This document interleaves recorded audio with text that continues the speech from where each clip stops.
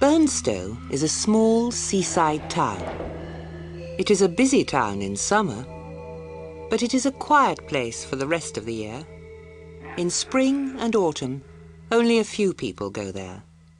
They go to Burnstow to play golf.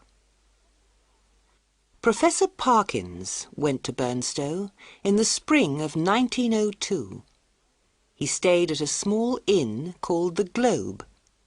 The Globe Inn was very near the sea.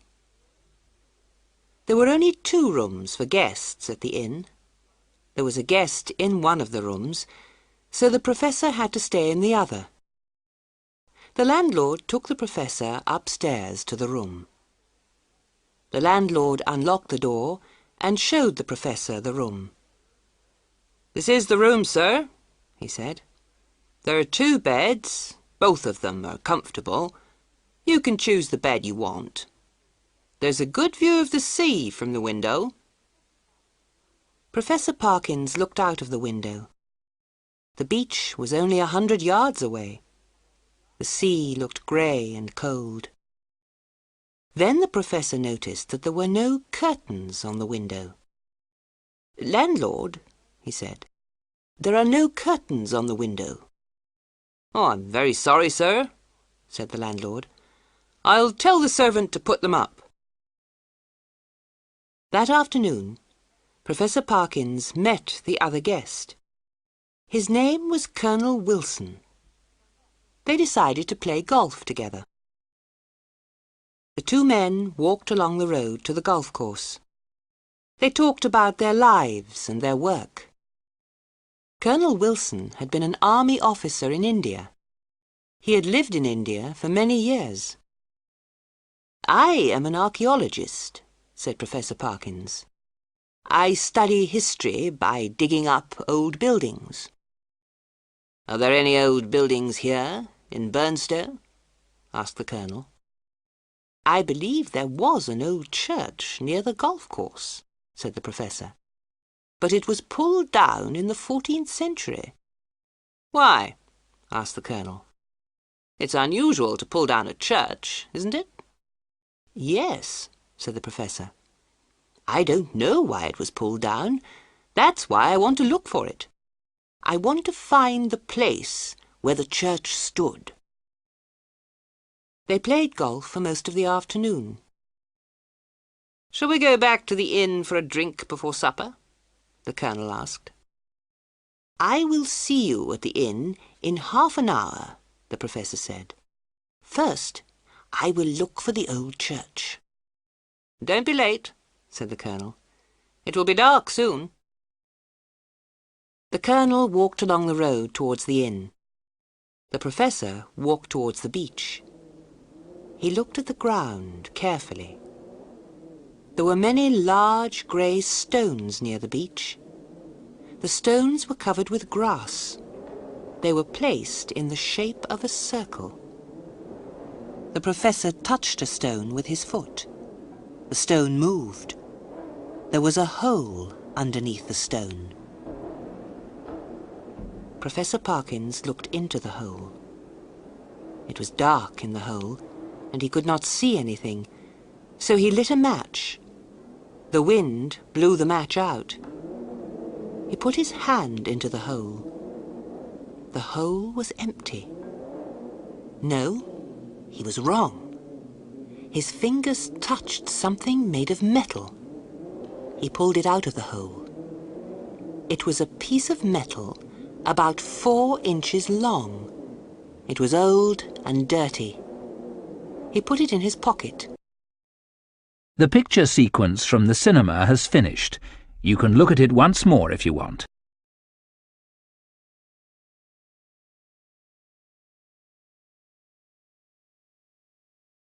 The wind from the sea was cold and the sky was cloudy.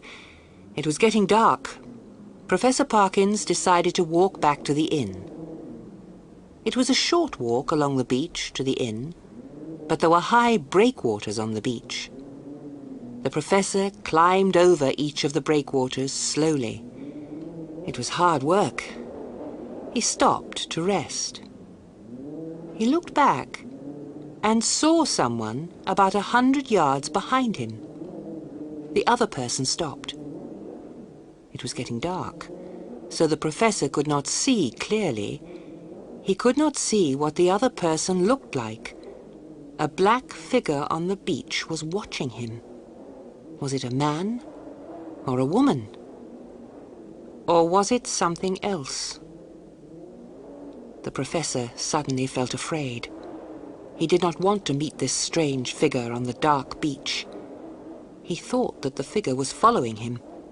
He started to run, but the sand was soft and deep, and the breakwaters were high.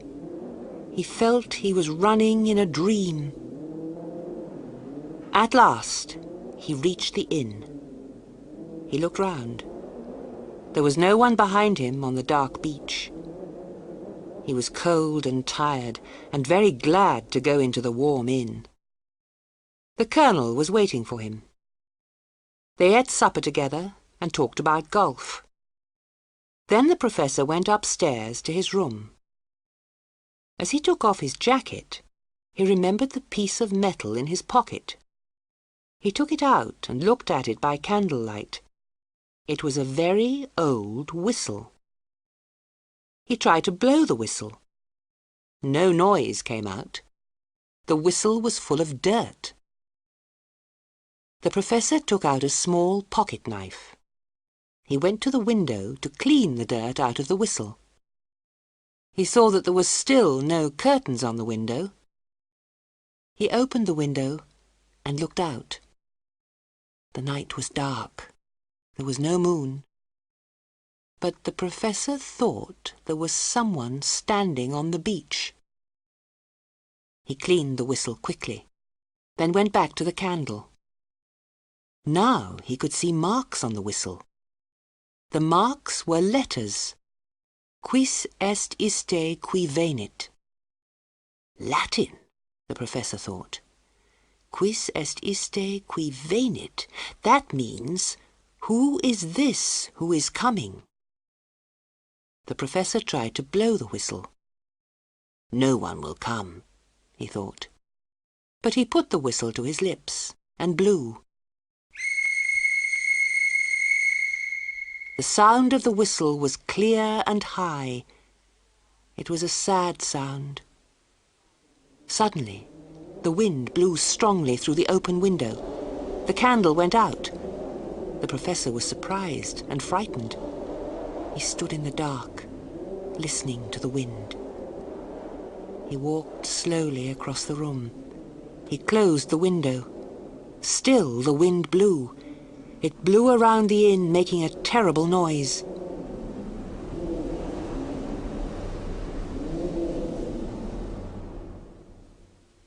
The professor relit the candle with a match. He felt tired and cold. He put the whistle on a table and undressed. Then he got into one of the beds and blew out the candle. The picture sequence from the cinema has finished. You can look at it once more if you want. When he closed his eyes, he dreamed he was on the beach. He saw the high breakwaters. It was dark, but he saw everything clearly. He saw someone running. Every few seconds, the man looked behind him. The man was frightened and tired. He climbed over each breakwater more slowly. Finally, he fell on the sand and lay still. He had a look of terror on his face. Behind the man, someone or something was moving very quickly. It came nearer and nearer. It was a strange black figure. It came closer and closer to the man who lay on the beach. It stopped, and then it jumped straight towards the man. Professor Parkins opened his eyes. He was too afraid to see what happened next. Every time he closed his eyes, he had the same dream. At last, he reached for his matches and lit the candle. Something moved on the floor under his bed. He thought it was a mouse. The professor was not able to sleep again. When morning came, he went downstairs for breakfast. "You don't look well," the Colonel said. "A game of golf will make you feel better." "Yes," said the Professor. "I need some fresh air." After breakfast, the Professor went upstairs to get his hat. The servant was cleaning his room. "Good morning, sir," the girl said. "It was cold and windy last night. Would you like another blanket for your bed?" "Yes, please," said the Professor. "Which bed shall I put it on, sir?" asked the girl. "The one I slept in," said the Professor. "But you slept in both beds, sir," said the girl. "I put clean sheets on both beds." "Did I?" said the Professor. "Put a blanket on the bed in the corner." The picture sequence from the cinema has finished. You can look at it once more if you want. As soon as the girl had finished, the Professor left the room. He locked the door and put the key in his pocket. He met the Colonel downstairs. They walked along the road to the golf course. "It was very windy last night," said the Colonel. "When there was a bad storm in India, we said that someone had whistled for the wind." "Well," said the Professor slowly, "I blew a whistle last night, and the wind came soon afterwards." "How very strange," said the Colonel. "Tell me, what kind of whistle was it?" The Professor told the Colonel about the whistle. He told him how he had found it. He told him that he had cleaned it and blown it. He did not tell him that he had stayed awake all night. The Colonel listened to the story, but said nothing. They played golf until late in the afternoon. They walked back along the road to the inn. The Professor did not want to walk back along the beach. They were very near the inn when a boy came running towards them. He ran straight into the Colonel and fell over. "What's the matter?" the Colonel asked angrily. "Look where you're going." The boy was very frightened. The Colonel spoke to him again. "Who are you running away from?" "The thing in the window," the boy answered. He was crying. "What thing?" the Colonel asked. "Come and show us." The boy took them to the front of the Globe Inn. He pointed up to a window. "It was up there, sir," he said. "It was waving at me. But it was a horrible thing, sir.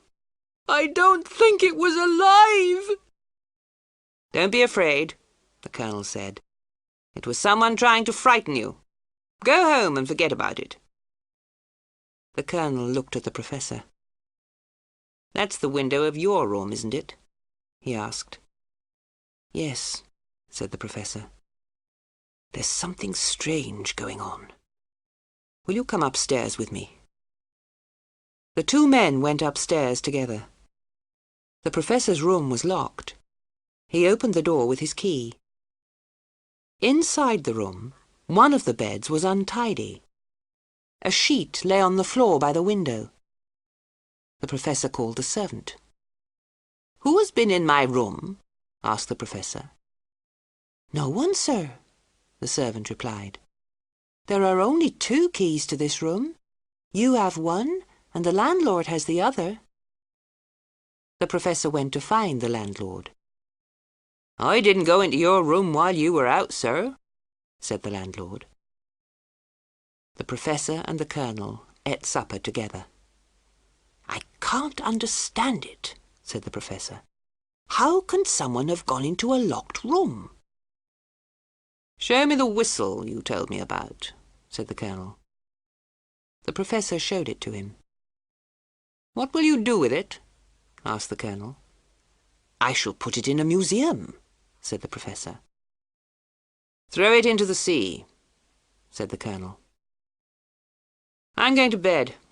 Call me if you need me in the night."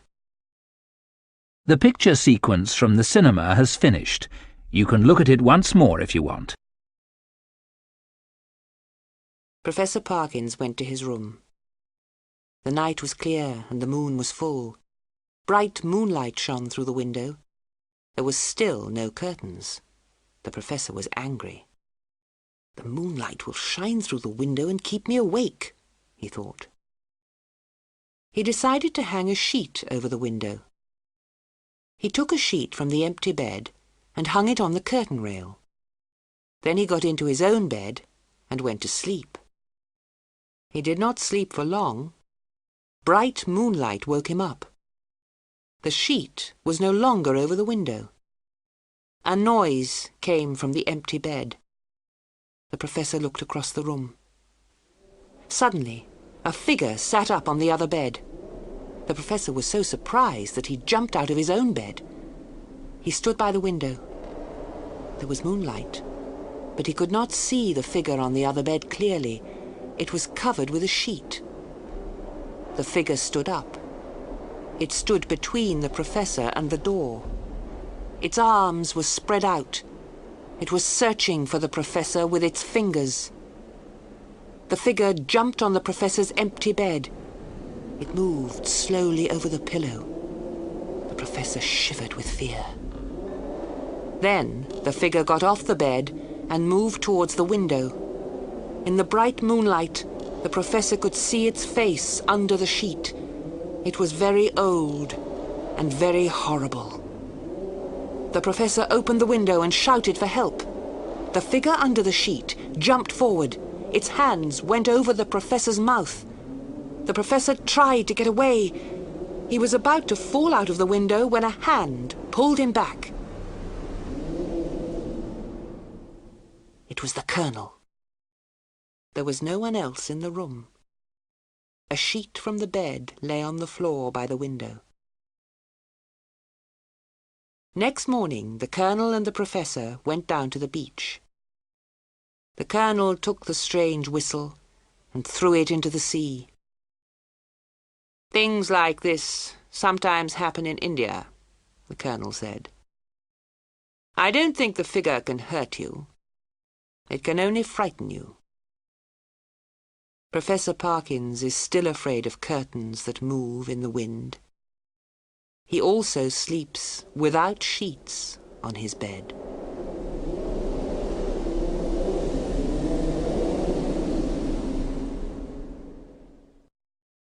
The picture sequence from the cinema has finished. You can look at it once more if you